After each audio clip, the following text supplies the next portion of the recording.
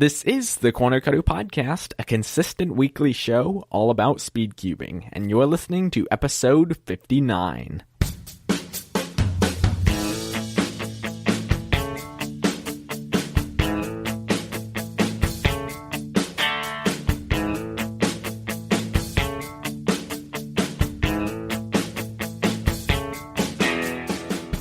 Hey, welcome to the CornerCutter podcast. Podcasting since 2014 and cubing since 2015. I'm your host, Josh, and this is the most consistent speed cubing podcast dedicated to entertain and educate you with in-depth conversations with cubers from all across the sport.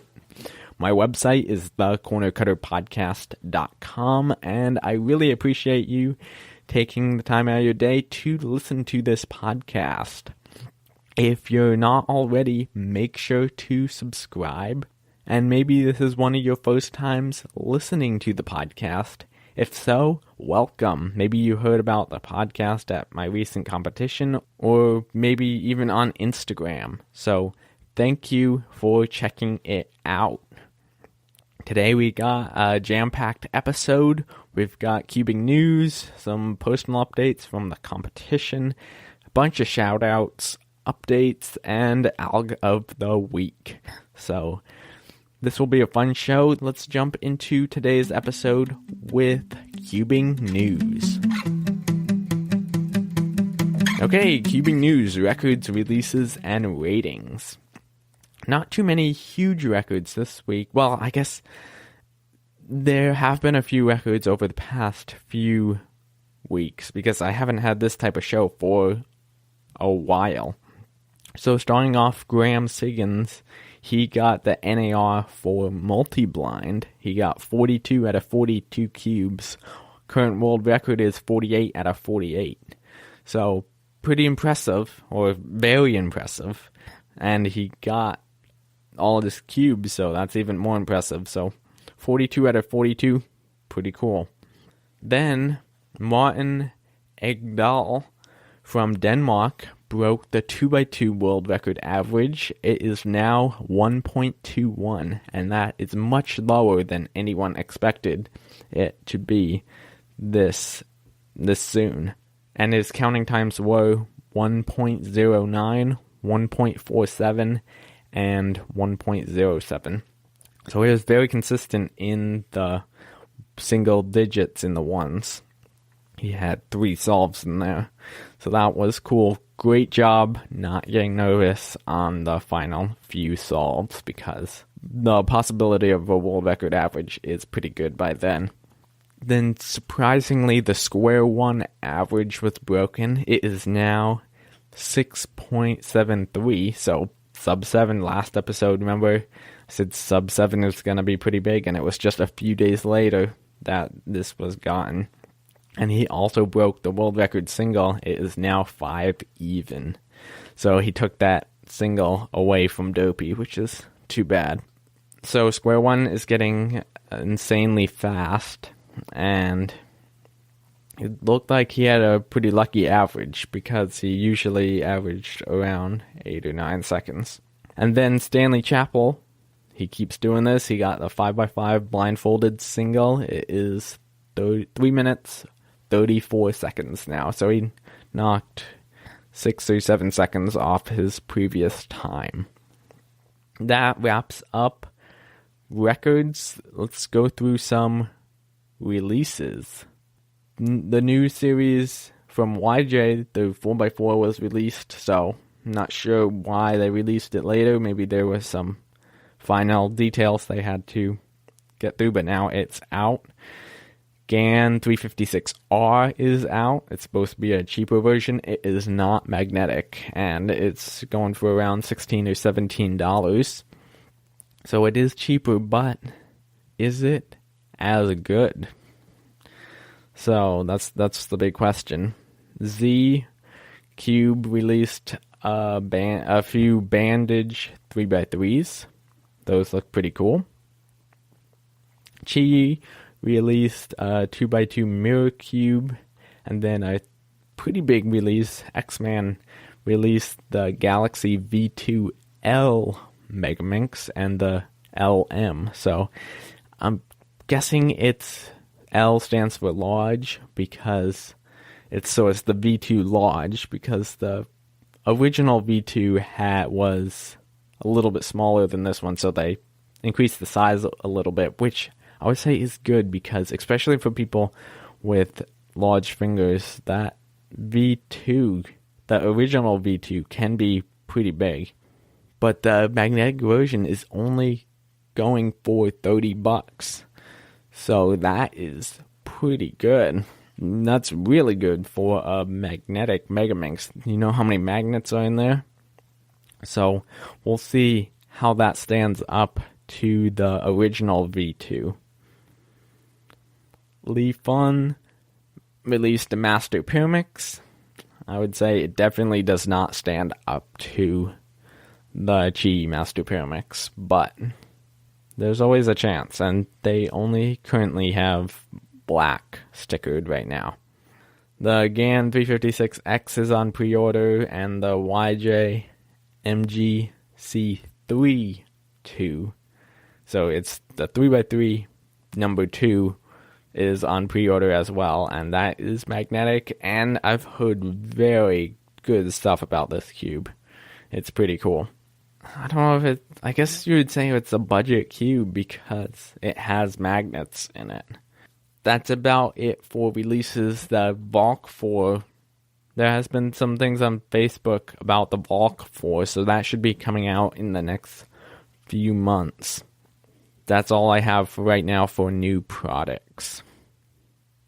The rating I have this week is the Shengshao Tank Pyramix. I got to try one of these recently, and they were recently on the Cubicle for $3.99. So, I would say it's a great budget Pyramix, especially if you're just getting into cubing.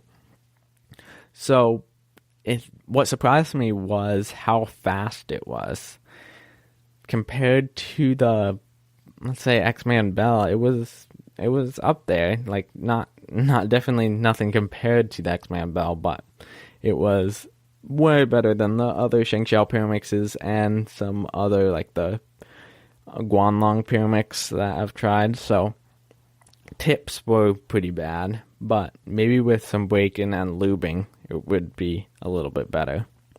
It is not magnetic, so you got to be precise with lining it up, even though it has ball bearings, but I could get some decent solves on it.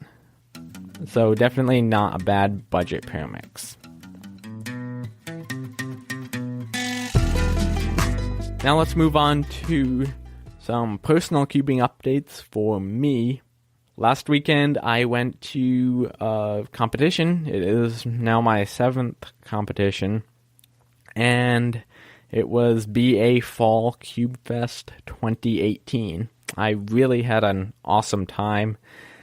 Let's start by running. I do have some audio clips, which I will play in a second, and then I'll run through my best times after. Overall, it was just a great competition. Everybody was really nice. I sold a few cubes and made a little money, which was nice. I had some orders for clocks that I was able to sell. I was able to talk to quite a few people about the podcast, and a lot of them had seen it on the Cubicle Instagram, which I will talk more about later. And I met several people that actually listened to the podcast. So if I met you there, thank you for listening, and it was cool to meet you. And now here are some audio clips from the comp. Okay, I'm here at BA Fall Cube Fest 2018. I scrambled 2x2 right away for the first 2 heats. Warmed up on the 3rd and then competed on the 4th. I got like a 7 average and messed up my CLL, so I didn't make the 2nd round, I don't think. Then I warmed up on 3x3 and then scrambled and judged 3x3 and then competed in the 4th group again, and I got a 18 average, I think, or maybe a 17 average if I was lucky. So not too good again, but that's fine. I'm having a fun time at the competition. I'll check back in after Mega Minx, which is next. Okay, I just finished Mega Minx. I got counting 156, 157, and 159, so it was pretty consistent. I got a 140 single as well, which is really good. So happy with my times, and OH is next. I finished lunch recently. I've been practicing 4x4, or warming up on 4x4 a little bit. I think I'm doing pretty good. Hopefully I get I need a sub 1 average, but sub 50, like a 55 average would be great. I did OH, I got like a 34 average, and that was okay. But I'm having an awesome time at this comp. It's a lot of fun. I'll check in later. Okay, I just finished 3x3 round 2. I got a high 13 average, like 13.9 or something like that. So really happy with that. And in 5x5, I got a sub 2 single and a 208 average. I'm here with Aiden. Aiden, how has your morning been so far? It's been pretty good. I got a 44 Megaminx single, which was pretty cool, but kind of failed the average. And I got an overall PB 5x5 single. It was 107, so that was pretty cool. And now I'm up for square one. So Aiden was called to solve right there, so we had to end that. Okay, now I'm here with Matthew McMillan, the WCA delegate for this competition. What were your overall thoughts of BA Fall Cube Fest? It seems like everyone had a great time. I think the schedule might have been a little bit overambitious considering the regions, so we did fall behind a little bit. But now we know for next time. Okay, great. Thank you for being the delegate. Thank you. So, going through some times, first round of 3x3, I completely messed up. Then second round, I got a 13.98 average, and third, I got a 14.90, so decent 3x3 times. I was glad to get a sub 14 average. 2x2, I completely messed up on my CLLs, and I had a counting 10, so I didn't even make second round. 4x4, got a PB average on the first round, 54.51, and I got a 54.61 on the second final round. This was my first time competing in 5x5, and I think I did pretty good. Got a 155 single and a 208 average, so definitely not bad. And I was super happy with the sub 2 single. OH, I got a 34 average. I wasn't expecting much there because I really didn't practice that event much. Megaminx, I got a 140 single and a 157 average. I was happy with that. Sub 2's fine. There was no Pyramix, so don't have much to say there. Then square one, I got a 33.22 single and a 42 average, and that was not PBs or anything, but I was just having fun solving. So overall, it was an awesome competition. It was the 7th competition in Maine as well, so we're definitely getting a bigger community up here. I'm planning on organizing a competition in March, so I'm working through finding a venue right now and asking possible delegates, although I haven't reached out to any yet. And so that wraps up personal cubing updates. Let's move on to shoutouts.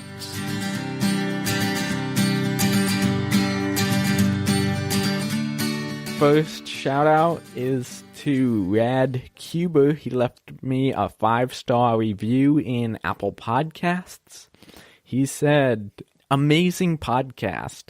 This podcast is very consistent, fun, and up to date. I really like the interviews. Definitely recommend it to any cuber, new or old." Rad Cuber, thank you for leaving that kind of review.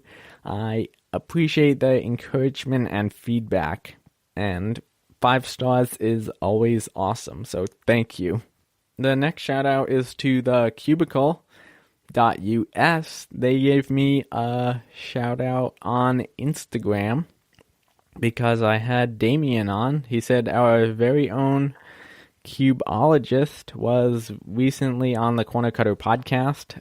Click the link in our bio to listen to Damien talk about life at the Cubicle, his YouTube channel, and more. And while you're there, don't forget to check out Phil's interview. Very happy they gave me a shout out. Damien also gave me a shout out on his Instagram. He said, I was recently featured on the CornerCutter podcast. We talked everything from the Cubeologist YouTube to working at the Cubicle to what it's like being an older cuber. Jaden McNeil also gave me a shout out on Facebook the other week. He said, did an interview recently for the CornerCutter podcast. Check it out here. So thanks to everybody who gave me a shout out. Also, the Cuber Cubes and Red Top Cuber made a video about the podcast because they were on recently. So I'll have the links to all these in the show notes to this episode. You can go to thecornercutterpodcast.com and click on the episodes page. Also, thanks to everybody who left kind words in the comments to those Instagram posts. I appreciate the kind words. Also, quite a few people have been filling out the guest form recently. You can go to thecornercutterpodcast.com/guest, and you will be possibly featured on an upcoming episode of the podcast. I list all the different shows you could be on, and there are just a few requirements, and just make sure not to skimp on filling out the form. Make sure to answer the questions and give detailed answers. But I've got a bunch of interesting upcoming shows coming right up. Next week is an interview with J-Perm. So that will be coming out Tuesday the 22nd, or Tuesday the 20th, right around there. And I think that wraps up Shoutouts. Now it's time for Alg of the Week. Here's a fun OLL I do on 3x3. If you do a different one, make sure to let me know. You can either comment in the show notes to the episode or email me, Josh at thecornercutterpodcast.com. So this alg, it's one of the P algorithms for OLL, and I'll have the picture of it in the show notes to this episode, so go there.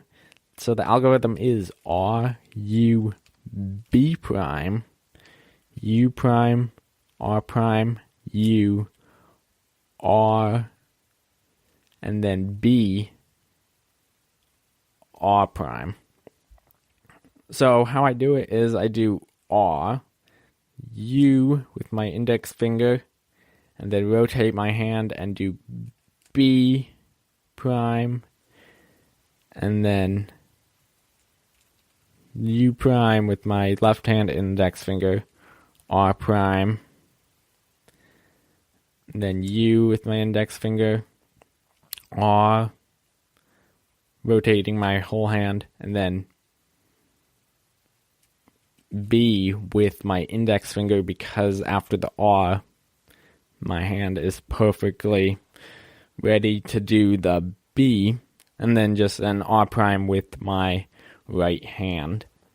And after you're done, your hands are ready to do the next algorithm. So that might have been a little hard to see in your head. I'll have the algorithm and the picture in the show notes to this episode. I just like it though, because I guess doing those B moves is kind of cool. Just the way you finger it is cool. And I enjoy doing those motions. It's not just like a normal algorithm. It might be a little hard to learn, and it might not be the best OLL for that case, but I enjoy doing it. So that was this week's algorithm. Now, some podcast updates. Well, the first one actually isn't for my podcast, it's for my YouTube. I'm almost at 100 subscribers. So that's pretty exciting. I'm at like 94 right now, I think.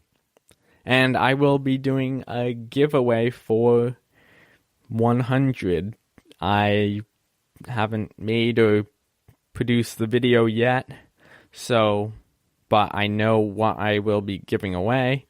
So just keep an eye out for that. If you're not subscribed to it, just go search the CornerCutter Podcast in YouTube or go to thecornercutterpodcast.com/YouTube and subscribe there. And once I get to like 98 subscribers, I will make the video and do the giveaway. So that should be fun. Coming up on the CornerCutter Podcast, I want to have a Q&A episode. So if you have any questions for me, could be pretty much about anything cubing related, or even some things not cubing related, please email them in, josh@thecornercutterpodcast.com. And you can send in one or a couple. Doesn't matter, but I want to have a huge Q&A episode so I can answer some questions and it might bring out some things that I haven't talked about on the CornerCutter Podcast before. And then final update is my email. I've started promoting josh@thecornercutterpodcast.com. And instead of feedback still works, but Josh might be easier to remember, and I kind of like it better.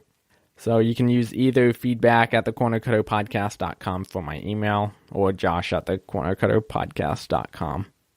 But I think it fits a little better for a personal brand, so that's why I changed it. That's really it I have for this week's episode. Next week, we'll have an awesome interview with JPerm. He has over 78,000 subscribers right now on YouTube, and we have a very fun conversation. If you haven't already, please head over to Apple Podcasts or iTunes if you're using the desktop version to leave me a review and rating in there. I always appreciate you guys taking the time to do that, and I love reading your reviews, and of course you'll get a shout out. So thank you for doing that. Remember, you can find show notes, timestamps, and links to everything I mentioned in this episode on my website, thecornercutterpodcast.com. And if you have any questions, feedback, or suggestions for future guests or future shows, make sure you send all that to josh@thecornercutterpodcast.com. And now it's time to take this episode back to the scrambling table, and I'll talk to you guys again next week in episode 60 of the CornerCutter Podcast.